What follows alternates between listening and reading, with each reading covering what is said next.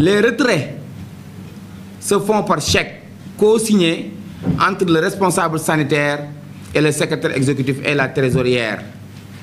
Les motivations sont définies par arrêté ministériel du 18 novembre 2022, numéro 031-250, qui fixe une clé de répartition des dépenses sur les recettes nettes. Nous subissons éventuellement des audits et des contrôles avec le ministère de tutelle et les commissaires au compte. C'est-à-dire qu'à tout moment, il y a des audits qui se font et en même temps aussi des contrôles avec les commissaires au compte qui ont été élus à l'Assemblée générale. Et ces commissaires au compte-là ont été félicités par le régional parce que le travail a été bien fait. Par rapport au fonctionnement du bloc opératoire, l'autorité de la santé s'est autosaisie suivant les rapports d'incidents du MCD et 2 des 3 agents gynécologues ont été réaffectés car ces derniers, sans y avoir droit, demandaient des avantages exorbitants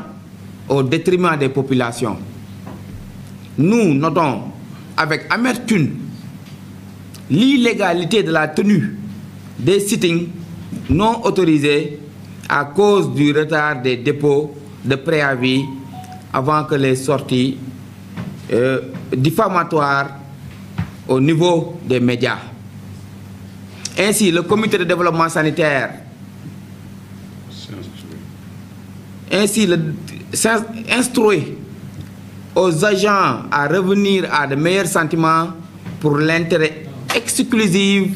des Pikinois. Pour terminer, le comité de développement sanitaire remercie l'ensemble des autorités, mais surtout le médecin-chef du district de Pikine, qui nous a permis de relever le plateau médical au bénéfice des Pikinois. Suite à plusieurs sorties de certains agents du centre de santé Baïtala Diop de Pikine, ex-Dominique, faisant des déclarations vraiment de revendication. Et ça, nous le déplorons et que nous restons ouverts à toute discussion afin de pouvoir vraiment résoudre les différends qui s'opposent entre vraiment les entités. Je vous remercie de votre aimable attention. Merci beaucoup. Le nom c'est Mohamedou Moustapha Gueye, voilà, adjoint secrétaire exécutif du centre de santé Baïtala Diop. Ce qui concerne le paiement de la motivation, le paiement est régi bien défini par l'arrêté fixant la répartition des dépenses des comités de développement CDS.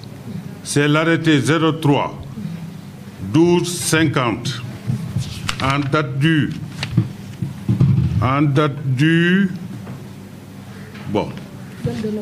22 novembre qui fixe la clé de répartition.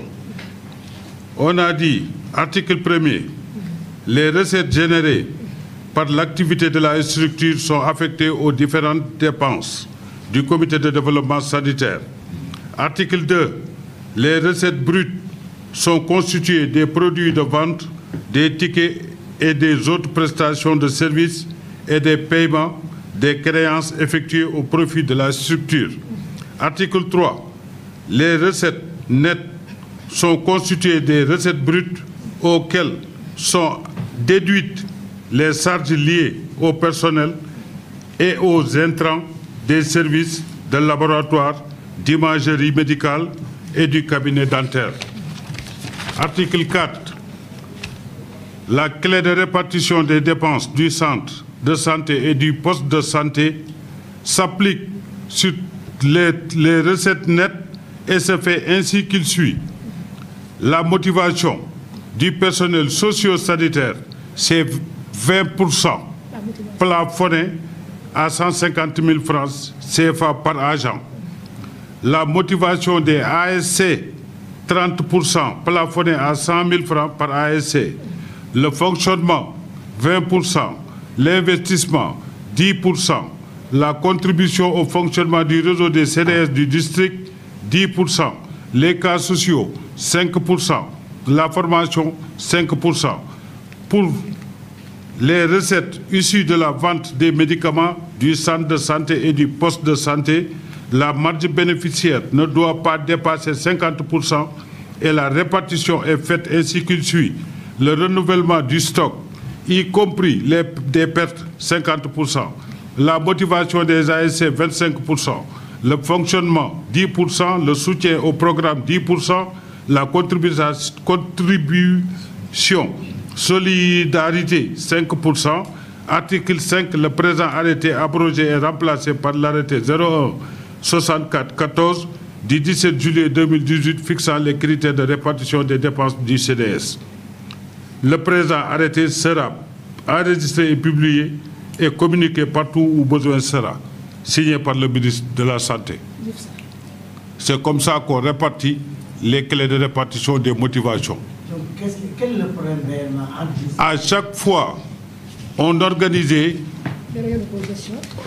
une réunion de co-gestion avec tous les chefs de service. Avant ça, on doit organiser une réunion de co-gestion avec le médecin-chef district et la trésorière et le secrétaire exécutif. Le texte dit, chapitre 3, gestion du personnel du comité de développement sanitaire. Le personnel des CDS, des centres et postes est constitué de ASC ou de volontaires ou de contractuels. Article 3, acteurs communautaires de santé. Les acteurs communautaires de santé, ACS, sont les acteurs communautaires de soins et les acteurs communautaires de présentation et de promotion. Il n'y a pas de distinction entre les autres ASC et les dépositaires. Et ils sont motivés à partir d'un pourcentage sur les recettes des prestations des structures sanitaires et de la marge bénéficiaire de la vente des médicaments définie à travers un arrêté que je viens de lire par le ministre en charge de la Santé. Les volontaires peuvent comprendre les catégories suivantes: médecins, infirmiers, sages-femmes, gardiens, chauffeurs, manœuvres, techniciens de surface et autres personnels. Le personnel socio-sanitaire est composé du personnel technique et socio-qualifié de la structure. Il n'y a pas de barème qui est fixé. Il ne faut pas dépasser 100 000 francs. Et le CDS a le droit de recruter du personnel. On a dit ici médecins, infirmiers, sages-femmes, gardiens, chauffeurs, manœuvres, techniciens de surface et autres personnels. La motivation, on l'appelle une motivation. Cette motivation ne doit pas dépasser 100 000 francs. Ce n'est pas des salaires, ce sont des motivations. Pas de salaire. Ce sont des motivations de transport,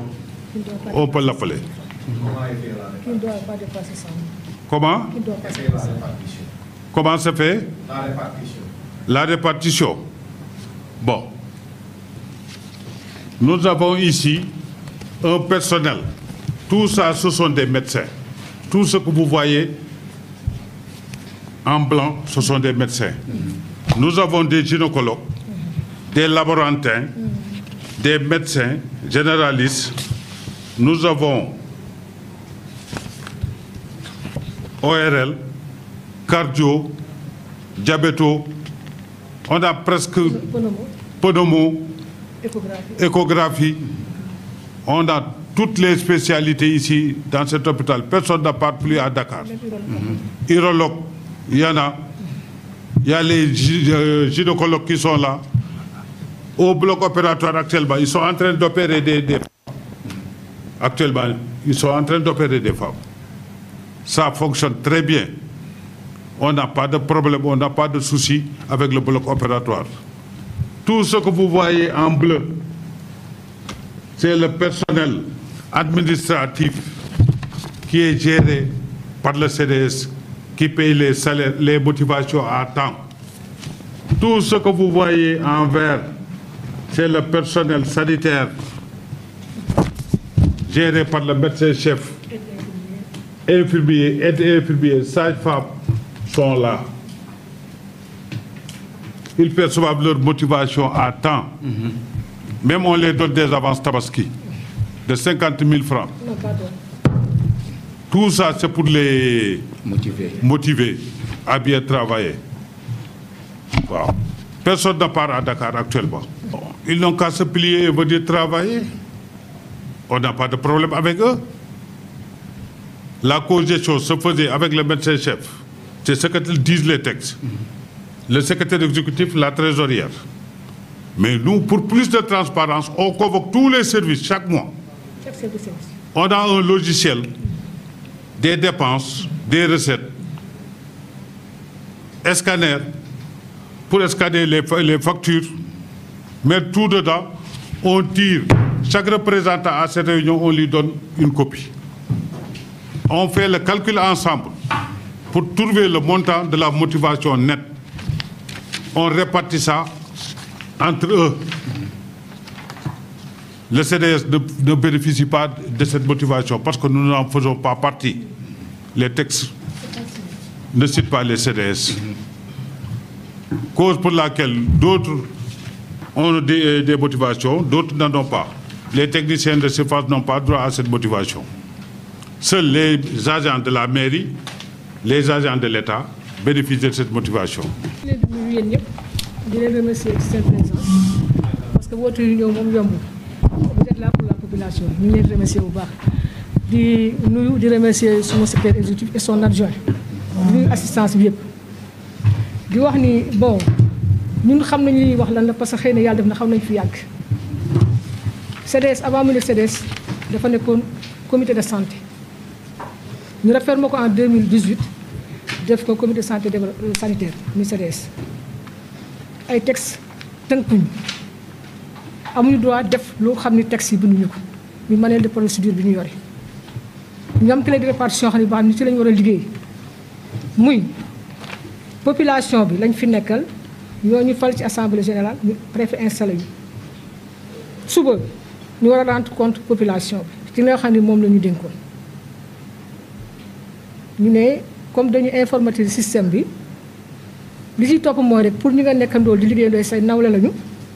ñu nekk ay personnel 3 types de personnel nekk personnel étatique municipal ak ASC ñu ne nañuy gën di waxtaan ak ñoom di xool naka lay defal seen condition de travail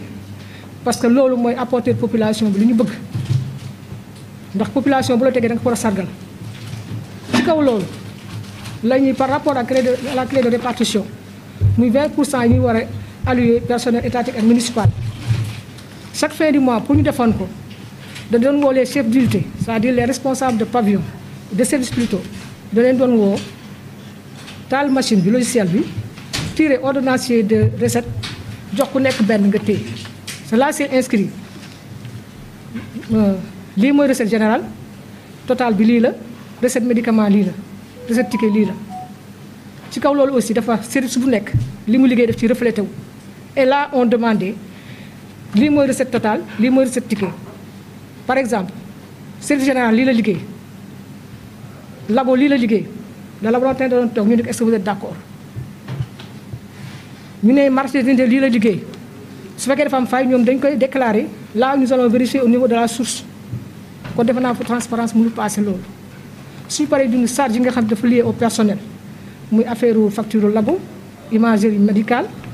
facture odonto restauration bu ñu ko dindee pare ñu calculer 20% ba ñoom ñëpp ñu d'accord ci ñu jël seen xaalis jox leen ñu defal ñu décharge jox ko la gestionnaire madame Ba avant elle c'était Niass suñ leen ko joxee ñoom ñooy def seen dispatching par rapport au nombre de personnes qu'ils ont ci seen service ñun xamuñu maanaam MCD ak gestionnaire am ñoo xam ñaata atteinte ñoo fi nekk ñaata municipal ñoo fi nekk ñoom ñooy def le dispatching suñu paree ñu remettre ñu ko ñun ñu soog a fay kon defe naa loolu ñun defuñu dara beneen bi nag par rapport aux ASC ni leen di fayee ci manuel de procédure clé de répartition dañu wax ni waruñu passer 100 000 francs leur motivation doit être plafonnée à 100 000 francs ñun ci loolu la ñuy dox ñu leen di fay loolu di leen fay à temps on paie le 28 de chaque mois le 29 au plus tard depuis que nous sommes là mosuñu leen yoreel salaire en fait motivation boo xam ne fayuñu leen ko kon loolu dañuy sant yàlla bu baax. par rapport aux médecins yi nga xam ne dañuy ay contractuels ñun ñoo leen jël ñoom également chaque fin du mois da leen di fay à temps docteur mu jàppale ñu médicaliser garde bi ay médecins ñoo monté garde assisté par des infirmiers et des aides infirmiers le jour dañu am ñaar ñoo xam ne dañuy def service général à 15 heures foofu relais bi dem ils sont nombre de 9 dafa naa ni su fekkente ni bii ñun dañu bëgg suñu bopp te ay texte tënkuñu lu ñuy liggéey dañ ko war a teg ci texte yooyu nga xam ne moo ñu tënk ndax suba dañu war a rendre compte duñu parparloo ak kenn duñu bëgg lu leen neex ñoom ba boo léegi bu ñu rendre compte ñu dugal suñu bopp di am ay problème duñu ko nangu. voilà xam nga li indi loolu mooy xam nga déjà sax je pense que ne par rapport considération nit ñun ñëpp ñu nekk ay nawle nekk structure di liggéey ñoom ñu am kilifa ñu médecin chef su fekkee dañu war a def manifestation dañu war a bind préavis bi déposé ko 72 heures avant c'est à elle de voir si war na ko def war na nangu war a warul nangu kon loolu ñun sax suñu yoon mën na ci bañ a nekk mais dañuy jekk rek gis leen ñu génn ak seen sifflet di perturber quiétude du malade te nous sommes là pour la population dañ koy déplorer du neex nag pour ñu bëgg ñu parce que am yu bëri lu fi xew yii ay carnet de santé la pare ne jël leen ay carnet de santé la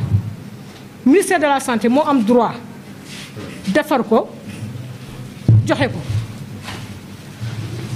ñoom kenn ci ñoom ñu jàpp ko mu dem ci benn imprimerie de la place falsifier carnet yi nit ñi di ko jaay parce que ci porte bi dafa am ay corps de contrôle yu fa nekk yoo xam ni CDS ñoo leen jël pour que ñuy xool entrée ak sortie bi orienté patient yi également bàyyi ñu xel ci li fiy dugg too xam ni bokkul ci li fa dugg ñoom ñoo jàpp lii signalé ko bi ñu ko signalé ñun MCD mooy suñu nawle moom la ñuy waxal ñu rendre ko compte ki ko def raisonné nañ ko mais aussi du ko neex dans la mesure où li mu doon am fii ci poche am la doon dem ci centre de santé du coup ñoom suñu waxee ni population bi nu ñu liggéey moi je dis c'est faux archi faux parce que kuy liggéeyal askan bi doo def lii ak ay test de grossesse demandez aux Pikinois yi accouché fii à la maternité alors que l'accouchement est gratuit lii bi rek kese la ñuy wax fay à 5000 francs sa ordonnance yaa koy jëndal sa bopp mais laaj leen ñoom lan la ñuy daj ci maternité bu ñu fi amee accouché te l'argent là du jaar fi benn caisse unique la ñu moo nekk ci porte bi lan mooy problème bi man soo bokkoon ci lii du ma neex c'est ça le problème lii jàpp nañ ci kenn ci ñoom ci seen dirigeant yi la bokk biñ ko interpellé wax ak moom dañu yaakaaroon ne suñu njaboot la bokk parce que après tout et avant tout nous sommes des mères et des pères de famille nous sommes des responsables war nañu xool commencé ak suñu doom boo xam ne am na benn âge bi ñu xool naka la ñuy naxanteeg moom pour li nga xam ne moom la war a def mu def ko su fekkee deful war a ñu xool naka lañ koy corriger pour mu bañ ko defati mais les preuves sont là. léegi loolu lañ di wax léegi fu mu toll nii comme situation bi ñu xaw a perturbé. situation bi ñuy perturbé wu c'est pas dund ñun taxuñu situation bi perturbé parce que man dama mën a comprendre ñu ne dañuy liggéey population la ñuy liggéeyal que ça soit un médecin un infirmier ou un infirmier soit une sage-femme un gynécologue je crois que ñoom seen xol yi dafa war a set mecc parce que ñoom ñooy war a gën a jaamu yàlla kuy jaamu yàlla parce que nit ki feebar jaaxle ñëw ci yow defe naa kooku du xaale dul nga soulager ko te soulagement mi ngi commencé ci accueil bi ba ci yow nga xam ne say loxo lay mujj su fekkee loolu nag mënuñu ko am te ñun représenté population bi dañuy am lu ñu naq dañuy problème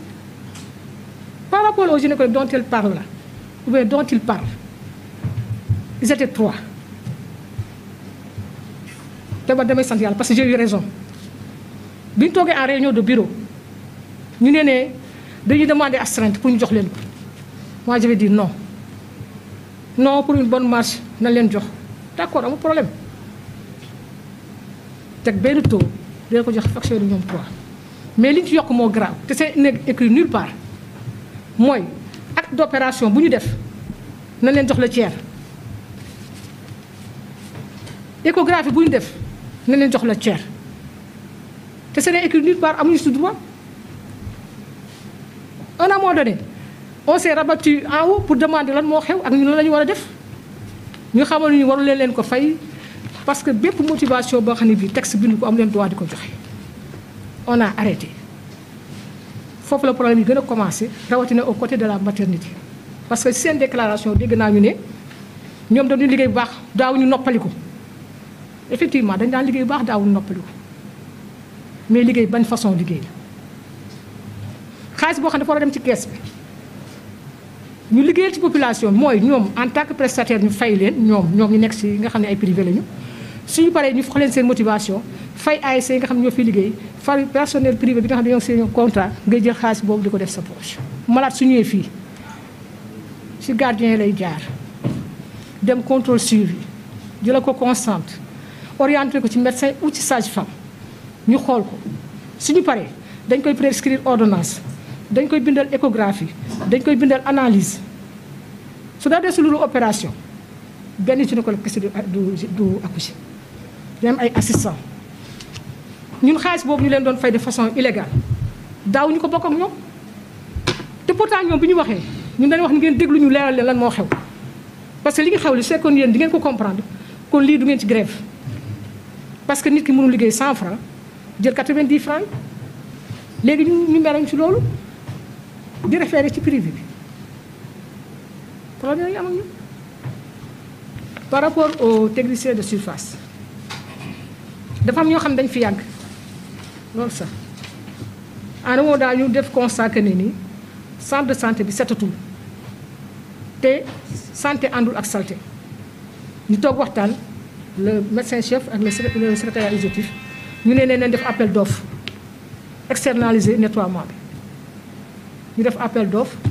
moom mi toog boo gagné. bi mu gagné kii mu c'est un adjoint c'est un superviseur c'est Omar Sy il est là à 5 heures du matin chaque jour bi ñu ñëwee ñun man personnellement ak ñoom man ñu jàppale ma ci on a demandé que comme ñii dañ fi yàgg na leen fi bàyyi moom mu yokk mu ne non maire man dama am son personnel dimbale leen ni ay jaboot lañu nga bàyyi leen fi loo yokk nga yokk ko léegi nag ku liggéey nga jële ko fi moom mu jël leen di leen fay chaque fin du mois ñu defal ko chèque mu dem jël xaalisam fay leen léegi su yokk amee ñun ñoo war a yokkal ñooñu wala moom en tant que prestataire moo leen war a yokkal loolu mooy surtout problème ak ñoom bi kii moo leen war a yokk su fekkee dafa yokk su fekkee moom portefeuille am attan na ko pour mu yokkal leen moom moo leen war a yokkal mais ñun waruñu leen yokkal parce que kii la ñuy amal affaire mooy suñu répondant ci seen côté ñoom wax dafa baaxul rawatina wax yoo xam ne da nga koy génne xamoo fu mu jëm fan la mais la trésorière moi en tant que trésorière moo war a def caisse parce que xaalis bi ñu dugal ci journée bi dama ko war a jël par force parce que sama responsabilité su manqué man la ñuy laaj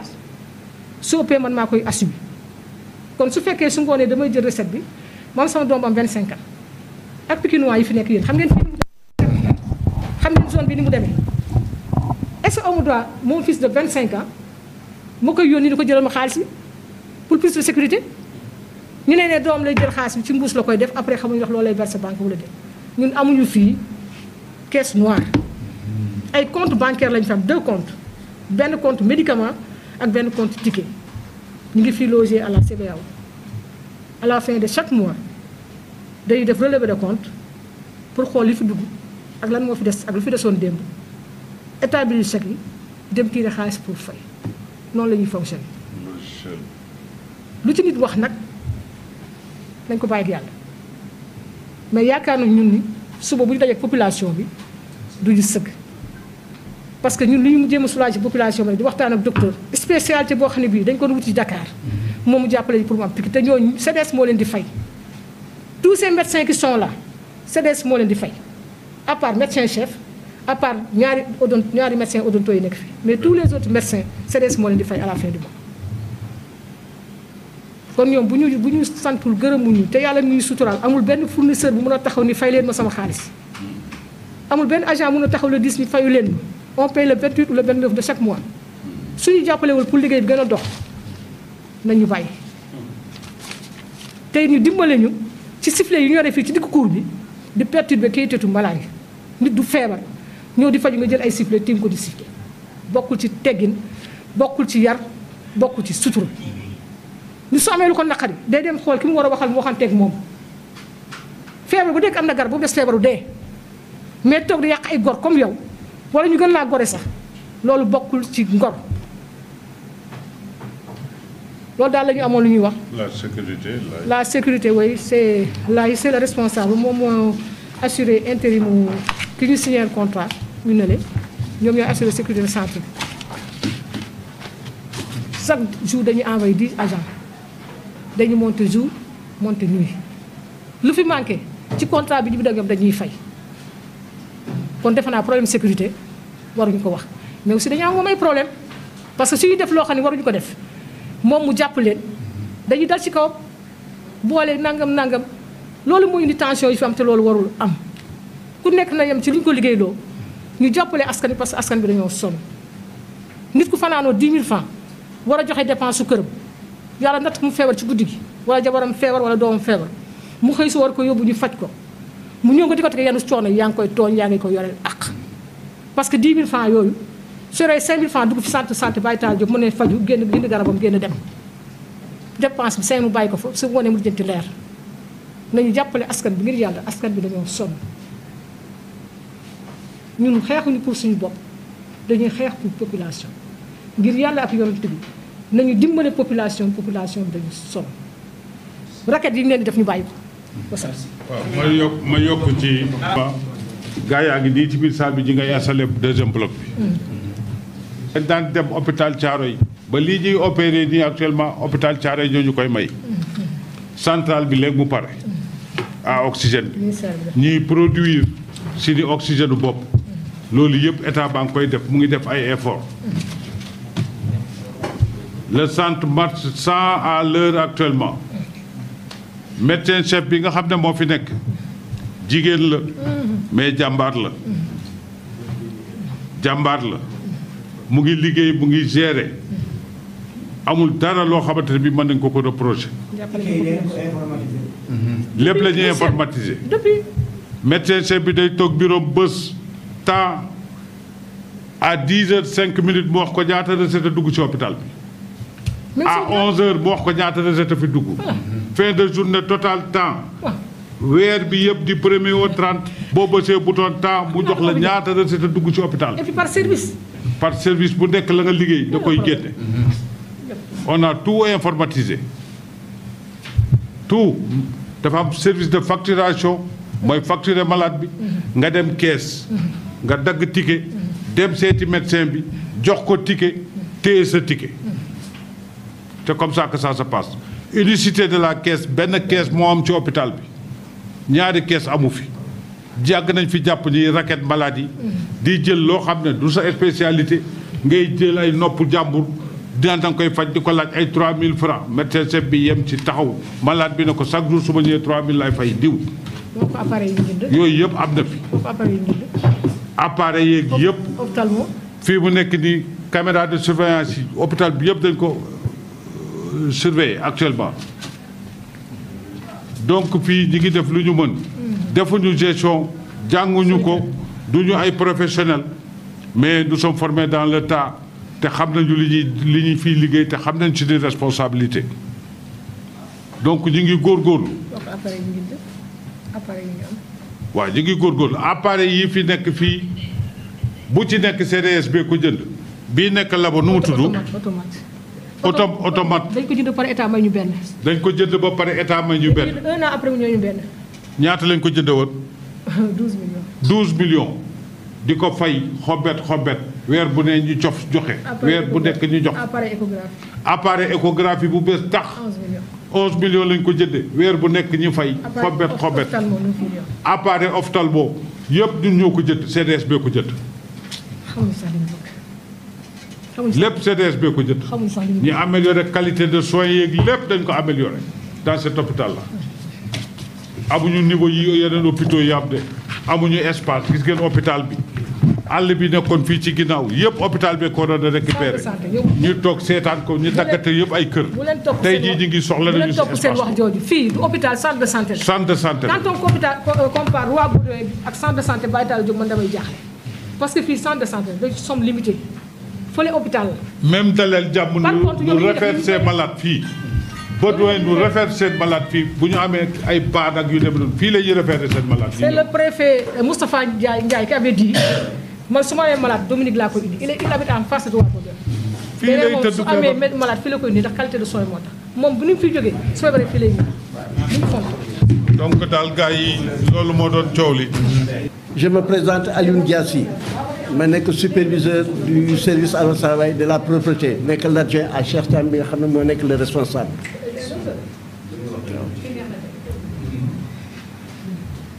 ñun ba ñu ñëw fii si wàllu boppam sur le service à la propreté bi on a bi trouvé à Rosaay presque 11 personnes CDS bi ba mu ñëwee yóbbu na leen ba 30 et quelques personnes. fan ngeen mos a gis des agents à Rosaay techniciens de surface ñuy xëy à Rosaay 6 heures du matin 7 heures bu ñu paree ñibbi seen kër nekk si leneen mais loolu yëpp CDS bi à Rosaay am compréhension am yërmande nangul leen ko ndax ce sont des mères de famille comme ni ñu waxee Pikine lañ fi toogal. bañ fi ñëwee médecins yi bëriwuñu woon mais actuellement foo dem ci Pikine ñu ne la à Rosaay Dominique gàcce ngaalaam on a des bons médecins et généralistes ñu fi nekk. ku si nekk ak spécialité boo yore les salaires bañ fi nekkee léegi si wàllu boppam musuñu toog le 28 te fay ñu bu tardé ba tardé au plus tard le 29 30 nga fekk ku nekk nga jot sa xaalis avant Tabaski de même ñii nga xam ne si wàllu boppam dañuy taxaw di xeex di naan nagam ak sang bu ñëw si waa tardé waxtaan ak nit ñi du am problème kon bi ñu yegg fii yëpp nit boo amee lu la metti si wàllu boppam si ay kilifa yi nga xam ne ñoom ngeen sëqal liggéey bi li si gën a rafet mooy ngeen toog waxtaan parce que lépp si waxtaan rek lay mujjee. mais boo leen jógee alors fekk fi ay malade di leen seen chiffre di leen emmerder di leen alosaay perturbé loolu dafa tegul si yoon am na si ñu bëri ñoo xam ne ñu ngi fi nekk alosaay di liggéey ñu leen di fay seen motivation di leen fay seen salaire mais seen bopp lañ fi nekkal di fi def yoo xam ne ni si wàllu boppam tey jii nii buñ leen poursuivre woon dana am leneen nu mu demee CDS bi képp ku taxaw di naan alo si wàllu boppam liggéey ñu da ngay wax lu la neex ñoom bu ñu liggéey woon ñun ñii nga xam ne ñoo fi nekk population bi te bokk ak ñoom nekk fi ñooy njëkk a ñëw toog waxtaan ak ñoom mais gàcce ngaalaama CDS bi da ngay gis sax doomu aadama boo xam ne Pikine la bokk am feebar ba noppi du am na mu fajoo bu ñëwee ñu jël ko en charge combien de fois ay ñit ñoo xam ne sax dañu feebar si àll ba préfet envoyé leen fi maa ñeneen ñu jëlee en charge fañ leen ba ñu jaar si yoon ñu bàyyi leen ñu dem nañu bàyyi font yi te bàyyi caaxaan yi te ñu liggéey loolu mooy dëgg ñun Pikine la ñu am du ñu am lu nekk Pikine moo ñu ko gënal fii lañ juddoo fii la ñu màggee fii la ñu defee si ñoom on a 60 et quelques années tey war ñu fi yoon toog mais Pikine moo ñu fi nekk population moo ñu fi teg ñii bu ñu liggéey woon dañu naan carrément liggéey ñu ñun ñooy jóg gis Pikine waxtaan ak ñoom seet neneen li ñu doxal ak ñoom mais gàcce ngaalaam ak ñoom seen wàll boobu ba ñu ñëwee salaire yi ñu koy fay personnel bi yokk nañ ko amul kenn loo xam ne da ngay taxaw di ko jox la sécurité mi ngi dox comme ni mu waree si wàll boobu mais wala problème man su ma amee loo xam ne daf ma metti ma woo kilifa yi waxtaan ak ñoom ne lii moo ma metti bu ñu paree ñu waxtaan seet ban naka la ñu mën a fexe alosaay ba retrouver une entente si suñu biir mais ay malade nekk fi ba noppi ak population bi mu toll ñu taxaw di siffler di déconner te kenn du leen wax dara li am te wóor nag mooy man personnellement maa ngi wax ci le problème alosaay de la propreté hôpital yi ñu jaar yëpp amul benn hôpital bu gën a set actuellement fii hôpital bi si war boobu amul benn ASC boo xam ne da nga bokk service nettoiement toog na fin du mois fay ñu la ma tur entreprise jotoo ko maa si wàllu boppam alors sa waay am nga problème ak nit ñi te bu ñu nekkoon alors dañuy xëy si 8 heures du matin wàcc telle heure mais ku fi liggéey 1 heure de temps nga ñu bàyyi la nga dem si parce que xëy na nga am yeneen yoo xam ne ni di nga mën a dawal sa njaboot ñu am compréhension boobu